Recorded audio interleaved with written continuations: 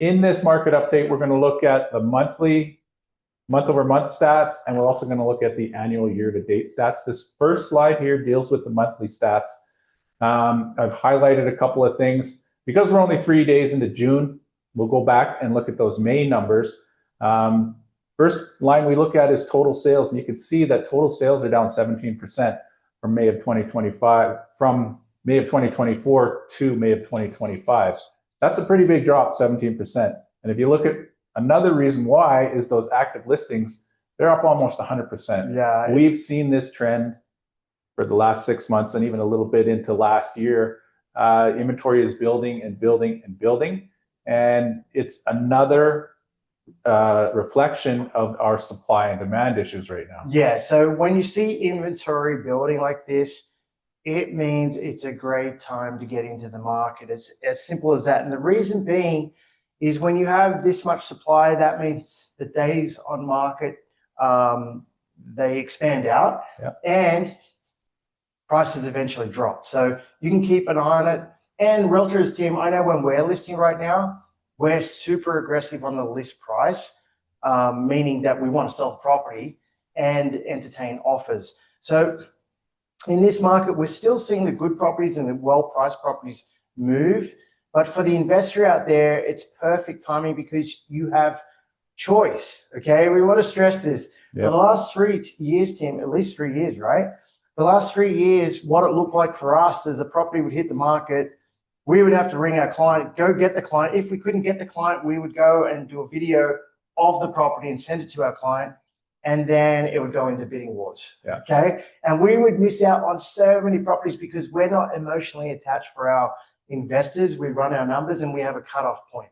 And if the property can't cash flow or the renovations needed can't fit into the budget to cash flow at the end of the day, we would just cut it off. But in this market, what we're seeing is properties that have updates to them. So maybe a new roof, new furnace, might have some renovations, might have a nice suite down there. And guess what? You can pick up these properties for fair market value or even below. And we have to be honest with you that we will even pay sometimes a little bit more for a property if there's no work to be done and we know we're going to achieve the rents to cover all those costs and cash flow. So don't be afraid of that. And you guys might be sitting there saying, well, where is the market heading? We talk about this every time for the new people out there. We believe the average in Calgary, it should be around the 800, 850 range. We're nowhere near that. The average on this page here, 650 for May. For May, 650. So you know what? There is a lot of room, and you might be sitting there thinking, well, where is this guy getting his numbers from? We can tell you we study this day in, day out. We've talked to, we've been to conferences like the CMHC conference we went to, and we could tell you what came out of that conference alone, Tim, was that we've never seen a larger gap between the spread of Calgary home prices compared to Vancouver and Toronto. It's never been this big. So when that happens, history has shown that it tightens up. Now, we're not saying that we're going to get to the 1.1s average that they have. We're not even nowhere near that. All we're saying is that we're going to get to 800, 850. We don't even know when, okay? So you might be sitting there saying, well, when is this going to happen? We don't know, but we know for sure. When you hear that steel, I think steel tariffs went up again today, if I heard that right. When you hear all this craziness, and people are actually, it's affecting people losing jobs out east, you're going to see movement no matter what. People have to pay bills, they have to feed their families. And I could tell you that Calgary is one of the next best cities. I think it's the best city, but it's one of the next best cities out there to move to. We've got low crime, we've got low taxes, we've got plenty of opportunity. And I believe we're going to even get into more of a construction boom here in Calgary, and a lot of those workers out east will fuel that here in Calgary. So what does that mean for you guys as investors? I would be gearing up to get ready to buy. Whenever you see uncertainty like this, it always is a good time to get in, especially if the numbers work from day one. And you have to remember, it's not about timing the market, it's time in the market. So we're not afraid, Tim, to, yes, investors can make money on the way in, not a problem at all. We do have investors that solely want to do that. But I would rather pay fair market value for a property, Tim, in this kind of market, cash flow from day one, especially if you're getting into a builder's lot where you can build on that land later on, and you can hold it today and reap the rewards in 5-10 years time. Yeah, and the final number we're going to look at on this slide anyways is the average price. You can see there it's at $650, and it's up 6% year over year from May 2024. Now, we were talking earlier today going, oh, geez, the market's only going up 5 or 6% now, you know, and it's kind of a bummer because the last 3, 4, 5 years were massive increases. This Calgary 75-year average is 3.5%. So it's almost double that, even in a slow market. Yeah. So we were talking about this and going, you know, we should be really impressed with it because it is going up quite a bit compared to our historical numbers in Calgary. Anyways, the next slide is the annual numbers here. And so it's year to date.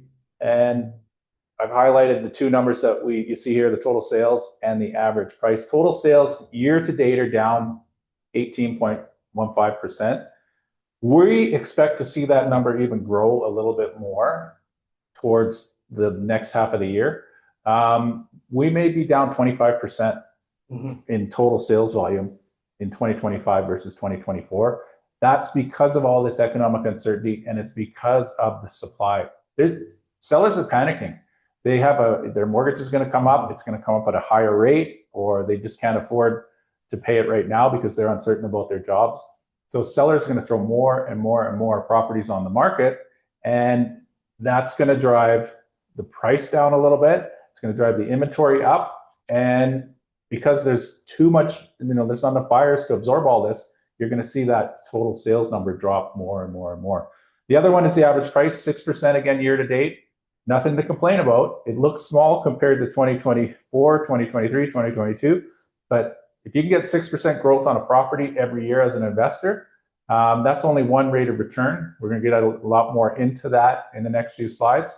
It's just one rate of return. Your cash flow goes up, your mortgage payment goes down, which drives your equity up. So there's all kinds of returns you can get on real estate investment.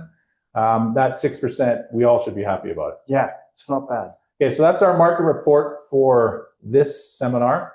Well, normally we have Danielle DeMarco, our real estate investment mortgage broker, come and talk. She's at a conference out east, so she won't be able to talk today. But if you have any questions about your current mortgage, you're looking to refinance, you're looking to put a second mortgage on, a HELOC on one of your properties, give Danielle a call. She's an investment specialist, and she can show you how to draw equity out of your current real estate to move on to buy more real estate with that. Yeah, and just for everybody out there, refinancing is a huge tool for investors. It's tax-free money. So instead of selling, you refinance, you borrow against your assets. That's how we grew our portfolio to 25 houses. This is the easiest way. We used to call it the cheat code to creating wealth. You refinance that money out. If you've got debt, you pay down some debt. If you can get into another asset, you buy another one and you ride that one out till that goes up. You could add value to real estate. We're going to get into all of this, but talk to Danielle. She has helped our clients not just buy 1, 2, 3, 4, or 5 properties.